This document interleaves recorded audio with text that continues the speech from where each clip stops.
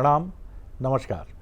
बहुत स्वागत है आपका उस कार्यक्रम में जिसका नाम है हे प्रभु आनंददाता, और उसके एक और नवीन एपिसोड में, नए एपिसोड में आपका स्वागत है। और इससे पहले कि मैं आगे बढ़ूं, पंच दिवसीय दीप पर्व के पहले जिससे आरंभ हो जाता है दीपावली का, धनतेरस की आप सभी को बहुत बहुत शुभकामनाएं, और ये पर्व हर दृष्टि से आपके लिए मंगलमय हो। आज इसी पर चूँकि विषय अब पंच दिवसीय दीप पर्व का है, तो इसके पहले भी चूँकि इस कार्यक्रम का इसकी अवधि बीते 3-4 वर्षों की है, तो हमने इन विषयों पर कई बार चर्चा की है। लेकिन जब भी मैं अपने विद्वान वक्ता, भगवत गीता के अध्येता, मानस मर्मज्ञ प्रोफेसर डॉक्टर सुरेंद्र बिहारी गोस्वामी जी के साथ बैठता हूँ, तो हर बार ऐसा भी मैंने देखा है कि उन विषयों पर जिन पर हम पहले चर्चा कर चुके हैं, उन विषयों पर भी अनेकार्थ और नए संदर्भ, नए प्रतीक, नए बिंब और नई व्याख्या और मीमांसाएं उनकी अद्भुत वाक शैली से प्रकट होती हैं। तो आज भी हम चलेंगे, क्योंकि वो दीपावली क्या, जहाँ रोशनी सिर्फ हमारा अपना घर ही रोशन करे। प्रभु श्री राम जिनके अयोध्या पहुंचने पर हम इस अद्भुत पर्व की संकल्पना को लेकर सदियों से आगे बढ़ते रहे हैं, उनका तो जीवन ही जन उपयोगी और लोक उपयोगी रहा। कभी जंगलों में ऋषि मुनि जो हैं तप कर रहे हैं, तो उनको मदद देना, असुरों का संहार करना, और फिर रावण जैसे असुर सम्राट से भिड़ंत लेकर माता सीता को उनके चंगुल से छुड़ाना और फिर आगे बढ़ना। तो चलिए सीधे चलते हैं। धनतेरस की एक बार फिर बहुत मंगल कामनाएं, और सीधे चलते हैं अपने विद्वान वक्ता की तरफ। प्रणाम कर रहा हूँ डॉक्टर साहब जी। आज आपने बहुत अच्छी पृष्ठभूमि के साथ अपनी बात शुरू की है, और आज आपका अंदाज दार्शनिक है। तो इस पंचामृत की व्याख्या करते हुए अपन दार्शनिक अंदाज में ही चले। जी। मेरे पिताश्री पर्वों की शिरोमणि मानते थे इस पंचामृत को। मुझे तो आदत ही पंचामृत बोलने की पड़ गई है। जब भी दीपावली आती है तो मैं उसको कहता हूँ पंचामृत। 5 अमृत है। हाँ। और 5 अमृत दीपावली का बहुत सीधा संबंध समुद्र मंथन से है, क्योंकि लक्ष्मी जो है वो सिंधु सुता हो रही है। दीपावली का बहुत सीधा सा संबंध पौराणिक रूप से विष्णु और लक्ष्मी के परिणय से, विवाह से। दीपावली का सतयुग कालीन, सतयुग के पश्चात, क्योंकि सतयुग में हुआ है देवासुर संग्राम।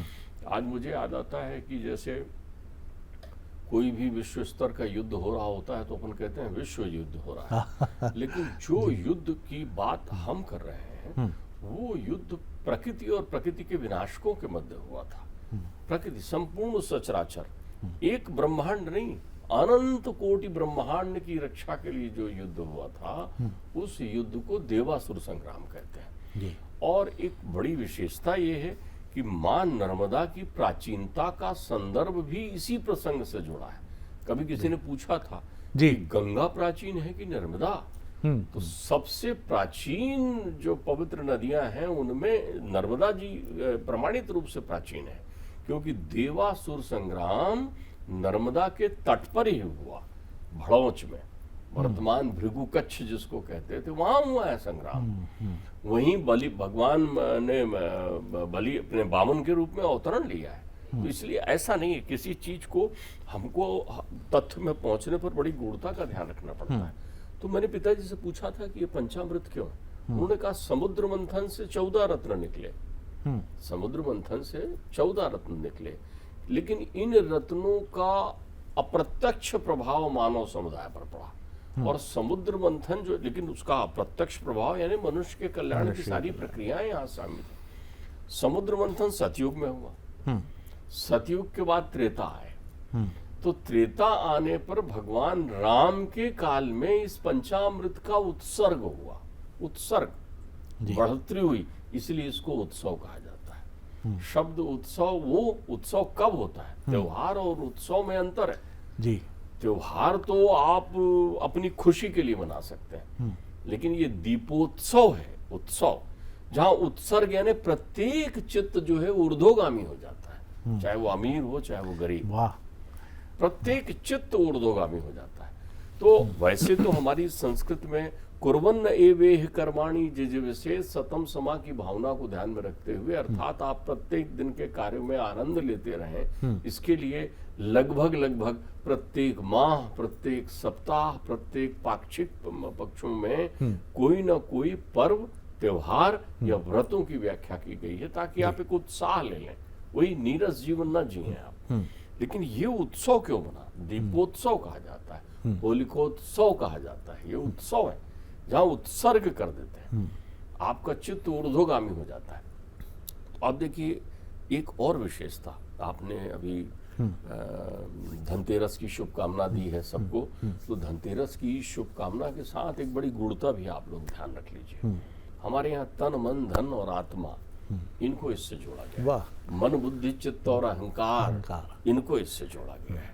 ये पर्व पांचों ऐसे नहीं है, 5 विषयों के विरुद्ध आपको दर्शन देते हैं। सबसे पहली प्रक्रिया आती है तन से जुड़ी हुई। हमने कभी नहीं समझा, हमारा ध्यान तो रहता है समुद्र मंथन से अमृत निकला, हम ये भूल जाते हैं अमृत का घट लेकर भगवान धन्वंतरी प्रकट हुए थे। हाँ, अलग से अमृत नहीं निकला, नहीं। और अमृत का घट लेकर भगवान धन्वंतरी इसलिए प्रकट हुए कि धन्वंतरी के प्रकट होते ही आयुर्विज्ञान का प्रादुर्भाव हुआ, जिससे वर्तमान विज्ञान निकला और लोगों के स्वास्थ्य के संबंध में चिंता चिंतन की गई। देवताओं ने देखा, हमारे पूर्वजों ने देखा कि मनुष्य जब प्राणी जब मनुष्य के रूप में संसार में आएगा तो उसके साथ भय जुड़ा होगा, क्योंकि वो महज 100 वर्ष का जीवन लेकर आएगा ना, तो उसका शरीर स्वस्थ रहेगा तो मन स्वस्थ रहेगा। तो उन्होंने शरीर को स्वस्थ रखने के लिए ही चिकित्सा के अधिष्ठाता देव धन्वंतरी का प्राकट्य हुआ। भगवान विष्णु के अवतार हैं, वो आए और उन्हीं के शिष्यत्व में, उन्हीं के अंश से अश्वनी कुमार आए, जिन्होंने देवताओं का उपचार करते हैं। जो आचार्य शंकर की चिकित्सा करने भी अश्वनी कुमार आए थे। अच्छा। जब वो अस्वस्थ हो गए थे, भगंदर रोग हो गया था, तो उनकी चिकित्सा करने देवलोक से अश्वनी कुमार आए थे यहाँ पर। कहाँ? कामरूप कामाख्या में अश्वनी कुमार आए थे। प्रमाण है, इतिहासगत तथ्य है ये। तो 2 किशोर आए और वो अश्वनी कुमार थे, इसका वर्णन है। फिर आप देखिए वहीं पर उनके शिष्यत्व को लेकर हमारे यहाँ कितने प्रकार के लोग आए, 54 ऋषि हुए। वहीं पर जो है चरक ऋषि का प्रादुर्भाव होता है कालांतर में। ये सब उस चिकित्सा शास्त्र को बताते हैं। तो धनतेरस का दिन धनाध्यक्ष कुबेर की स्मृति में मनाया जाता है। लोग लौकिक रूप से उन्हीं को ध्यान रखते हैं। जी। क्योंकि इसी दिन भगवान भोले भंडारी ने धनाध्यक्ष कुबेर को विशश्रवा के पुत्र, वैश्रवा के पुत्र विशश्रव, पुलस्त के यहाँ वंश में आए हुए रावण के सौतेले भाई, सौतेले भाई को इसी दिन जो है धनाध्यक्ष का पद दिया था। शिव जी के परम मित्र हैं, अलकापुरी में निवास करते हैं, उनको धनाध्यक्ष का पर्व दिया। वो यक्षाधिपति, मान्यता है कैलाश के पास ही है, कैलाश के पास ही है उनकी। अलकापुरी स्वर्णमयी है। तो अब यहाँ देखिए क्या हम इनको तो ध्यान कर लिए, लेकिन इसके आगे की प्रक्रिया विस्मृत कर जाते हैं। चूंकि भगवान धन्वंतरी आए थे, इसलिए यहाँ प्रत्येक परिवार के लोगों को आज के दिन अपने चिकित्सक का सम्मान करना चाहिए। आज भारतीय सनातन संस्कृति के हिसाब से चिकित्सा और चिकित्सक दिवस है। आज ही भैषजिक दिवस के रूप में मनाया जाता है पुराणगत रूप से। आपकी जो स्वास्थ्य का इलाज करते रहते हैं, जिनसे आप रोग के संबंध में, उनसे आप मिलिए, उनको प्रणाम करिए, नमस्कार करिए, उनका स्वागत करिए कि आप धन्य हैं जो हमारी सेवा में लगे रहते हैं। बहुत अपमानित कर लिया आपने चिकित्सकों को। चिकित्सक भगवान नहीं होते, उनसे चूक जरूर हो सकती है, लेकिन कब आपने उनसे कहा कि थैंक यू डॉक्टर, नमस्कार डॉक्टर? कब कहा आपने? धनतेरस का दिन है उनको कहने के लिए, भगवान धन्वंतरी के लिए। उस दिन अपने अपने चिकित्सकों को आप फोन लगाइए। दूसरा, अपने घर में जो वृद्ध और रोगी जन हैं, उनकी विशेष देखरेख करिए। अगर आप कृपा चाहते हैं धन्वंतरी की, उनसे ही तो मृत संजीवनी विधा शुक्राचार्य ने प्राप्त की है। तो आप भगवान धन्वंतरी को, उनसे ही शल्य चिकित्सा आई, उनसे भैषजिक चिकित्सा आई। तो हमको धनतेरस को इस रूप में देखिए। अब हम देखते हैं कि कुबेर के पास चूंकि अब धन संपदा की प्रक्रिया रहती है, तो उस दिन कुबेर कुबेर को, यदि भगवान कुबेर को आपको समझना है तो आप समझिए कुबेर का स्थान एक व्यापारी के यहाँ कहाँ होता है, फिर घर में समझ लीजिएगा। एक व्यापारी के यहाँ जो उसकी तिजोरी होती है वो कुबेर है, जिसमें वो धन रखता है वो कुबेर है, उसमें वो साथिया बनाता है, ओम कुबेराय नमः लिखता है, एक ऐसा चित्र बनाता है बड़ी आंखों में, कुबेर की एक आंख है, बीचों बीच बड़ी आंख दिखाते हैं, एक चक्षु है कुबेर, तो कुबेर की आंख बनाते हैं, वो बढ़िया उनकी पूजा करते हैं। और प्रत्येक गृहस्थ को अपने घर में, प्रत्येक सरकारी काम करने वाले को अपने घर में जो अलमारी के बीच छोटा सा लाकर रखते हैं ना, उसमें साथिया बनाना चाहिए। आज के दिन धनाध्यक्ष कुबेर की आराधना करते हैं लोग कि ये भरा रहे, तो भरा रहे तो क्या भरा रहे, जो पुराना है वो नहीं, नया आते रहे। इसलिए आप देखिए धनतेरस के दिन क्या होता है, लोग बर्तन खरीदने जाते हैं, लोग चांदी के सामान लेते हैं, लोग सोने के सामान लेते हैं, लोग अनाज लेते हैं, लोग नए वस्त्र धारण करते हैं कि ये सब जो हम ले रहे हैं, ये उनकी मान्यता रहती है कि अभी हम आज ले रहे हैं तो वर्ष भर हमारे यहाँ बढ़ता रहेगा। ये धन धान का भंडार जो बढ़ा रहे, भंडारी हैं कुबेर देवता जी, भंडारी हैं कुबेर देवता जी। तो धनतेरस की इस गूढ़ता को समझिए। अब तो ये हो गया। दूसरी बात देखिए, इसमें अध्यात्म क्या कहता है। अध्यात्म एक बड़ी जुगत से आपको बात कहता है। अध्यात्म कहता है बाहर की तिजोरी भरो, भीतर की तिजोरी भरने का भी आज दिन होता है। भीतर की तिजोरी, वहां का खाता सुनिश्चित हो जाता है। आज जितने भी प्रकार के विषय विकार आपके पास है, उनको त्यागने का सुंदर दिन है। क्योंकि यदि आपकी मन रूपी तिजोरी में स्वस्तिक नहीं बना हुआ है, स्वस्तिक का अर्थ संतोष, परिपूर्णता, आज ले आओ। आज की शुरुआत करते समय आप अपने बड़े बुजुर्गों का आशीर्वाद पहले दिन ही प्राप्त करो। जिनसे बातचीत नहीं है, अबोला हैं, जो आपके अहंकार से, आपके कटु शब्द कहने से व्यथित हो गए थे, आपका अंतर चित्त जानता है, उन सबके मनोहार का दिन है। आज उनको छोड़िए, आज उनसे मिलिए, आज उनको फोन में बात करिए। अरे बहुत, मैं आपको बताऊं, सौभाग्य उनका बहुत घनत्व से है शरद जी, जो अपने गांव जाते हैं त्योहार मनाने। ये जिनके घर में गांव है, ये जिनके घर में गांव, अट्टालिकाओं के बीच गांव का आनंद लेते हैं, जहाँ माँ है, जहाँ भाभी है, जहाँ भैया है, जहाँ बच्चे बच्चियां हैं, उनके मध्य। तो यहाँ पर उत्सर्ग की, उत्साह की शुरुआत का दिन है। तरंग स्थापित करिए। प्रातः उठते ही आप बहुत आनंद के साथ उठिए और सारी जितने भी तनावगत चीजें हैं, तनाव आपने पाल रखा है, तनाव छोड़ना। तन का ही तो मैल है तनाव, वो मन में होता है। तन के मैल को तनाव कहते हैं। तो तनाव से मुक्त होने की शुरुआत धनतेरस से होता है। ध्यान रखिएगा, अभी तेरस है, 13 है इसमें पूरी तरीके से। अभी इसमें आपकी मन बुद्धि चित्त शामिल नहीं हुआ है। तो सबसे पहले आप तन स्वस्थ करिए, बुद्धि को ठीक करिए और फिर बढ़िए अगले दिन के लिए, जहां आपको दूसरा दिन मिलता है रूप चौदस का। क्या नाम है, नरक चौदस भी कहते हैं और रूप चौदस भी कहते हैं। आप एक बात समझिए, रूप का अर्थ जो है लोग बाहरी प्रक्रियाओं से जोड़ लेते हैं। रूप कब सुंदर रहेगा, जब उसमें भय ना हो। भय किसका रहता है, यम द्वितीया इसके बाद आती है, आप समझिए। तो जो नरक 14 से, उस दिन नरक का द्वार खोल दिया जाता है। उस दिन धर्मराज अपनी गद्दी पर बैठते हैं। जैसे अपने यहाँ जेल में बंद कैदियों के लिए 15 अगस्त और 26 जनवरी को सबकी सजा माफ कर देते हैं ना, उस दिन जो है वो बैठते हैं और भगवान चित्रगुप्त साथ में बैठते हैं कलम तूलिका लेकर के, और वो एक ही काम करते रहते हैं, जाओ तुम्हें फिर अवसर दिया, जाओ तुम्हें फिर अवसर दिया।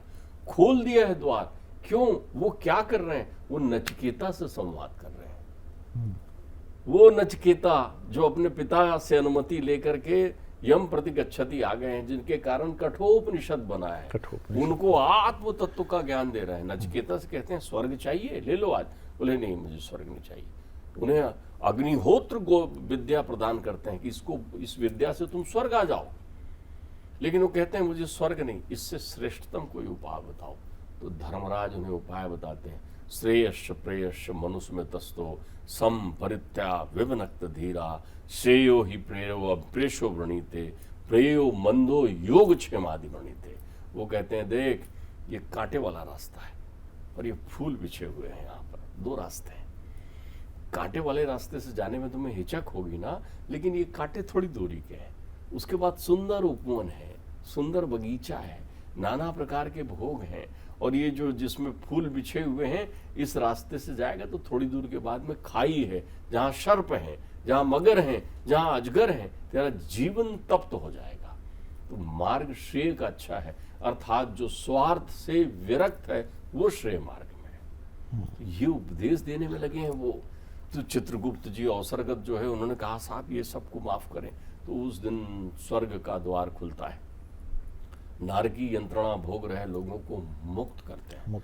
यही दिन है जिस दिन ऋषि दुर्वासा ने मैया चामुंडे की विभूति लगा करके स्वर्ग की यात्रा की थी। जैसी ही उनकी विभूति नरक की यात्रा की थी, जैसी उनकी विभूति गिरी तो जहां जहां विभूति गिरी सब जगह स्वर्ग बन गया था। ये वही दिन है जब ब्रह्मा जी प्रकट होकर धर्मराज से कहते हैं कि आप महान है। धर्मराज की भी वो कहते हैं कि आप कितने सुंदर कामों में लगे हुए, प्रशंसा करते हैं अपने स्वरूप की।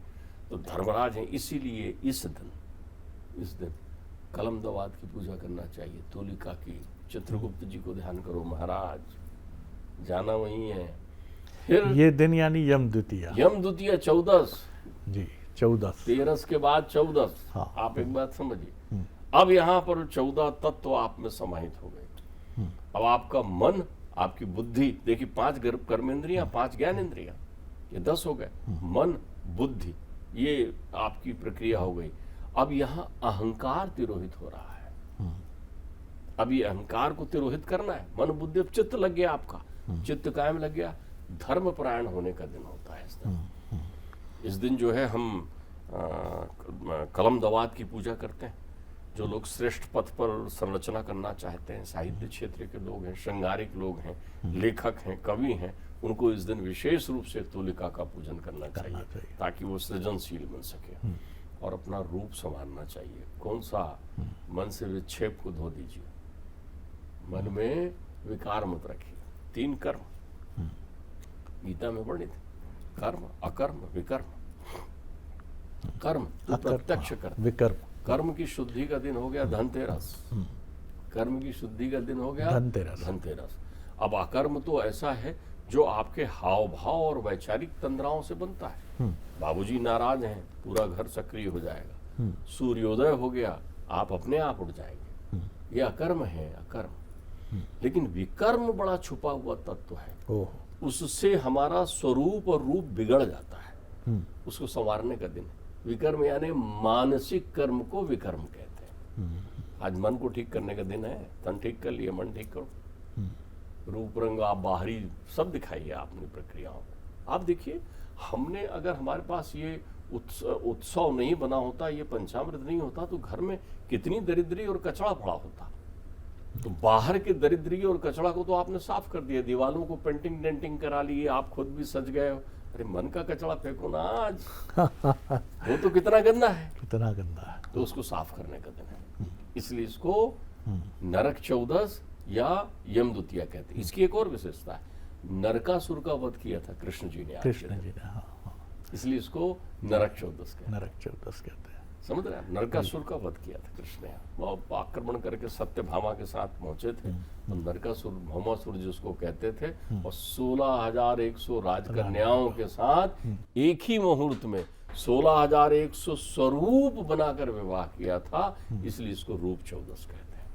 ठीक, आप समझ रहे हैं? इसके बाद जो पड़ाव में आप पहुंचते हैं, वो पड़ाव, उस पड़ाव पर भी हम आपसे चर्चा करेंगे, क्योंकि वो बहुत महत्वपूर्ण है। क्योंकि हम अपने उत्सव और अपने ये जो आध्यात्मिक आख्यानों से जुड़े त्यौहार हैं, इनके वास्तविक स्वरूप को हम समझने में कई बार नहीं सक्षम होते, और कई कारण हैं उसके। लेकिन बड़ा आनंद आया कि देखिए, धनतेरस और रूप 14 या यम द्वितीया, तो ये पूरा जो प्रसंग है ये आगे बढ़ेगा इसी तरह।